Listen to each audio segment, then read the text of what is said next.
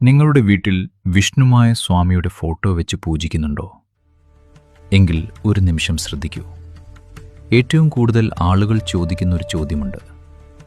ഞാൻ സ്വാമിയെ വിളിക്കുന്ന ഭക്തനാണ്, എനിക്ക് ബീഫ് കഴിക്കാമോ എന്ന്. പലരും വിചാരിക്കുന്നത് ഭക്തി മാത്രം മതി, ഭക്ഷണം ഏതായാലും കുഴപ്പമില്ല എന്നാണ്.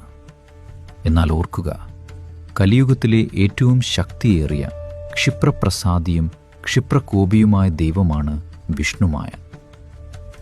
നമ്മൾ ചെയ്യുന്ന ചെറിയ അശ്രദ്ധ പോലും ചിലപ്പോൾ ഗുണത്തേക്കാളേറെ ദോഷം ചെയ്തേക്കാം.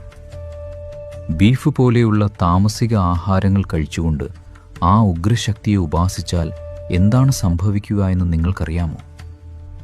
ബീഫ് മാത്രമല്ല, വീട്ടിൽ വിഷ്ണുമായ സ്വാമിയെ വയ്ക്കുമ്പോൾ സ്ത്രീകൾ ശ്രദ്ധിക്കേണ്ട കാര്യങ്ങൾ, വിളക്ക് വെക്കേണ്ട സമയം, ഒഴിവഴക്കേണ്ട മറ്റു ശീലങ്ങൾ. ഇതിൽ വരുന്ന വീഴ്ചകൾ സാമ്പത്തിക തടസ്സങ്ങൾക്കും കുടുംബത്തിലെ അശാന്തിക്കും കാരണമായേക്കാം. ഇതിനൊക്കെയുള്ള കൃത്യമായ ഉത്തരം ശാസ്ത്രവിധി പ്രകാരം ഞാൻ എൻ്റെ വലിയ വീഡിയോയിൽ വിശദമായി പറഞ്ഞിട്ടുണ്ട്.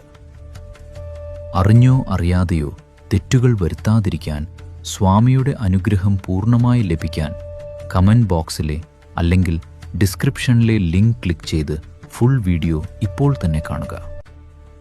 സ്വാമി കൂടെയുണ്ടാകട്ടെ. സ്വാമി ശരണം.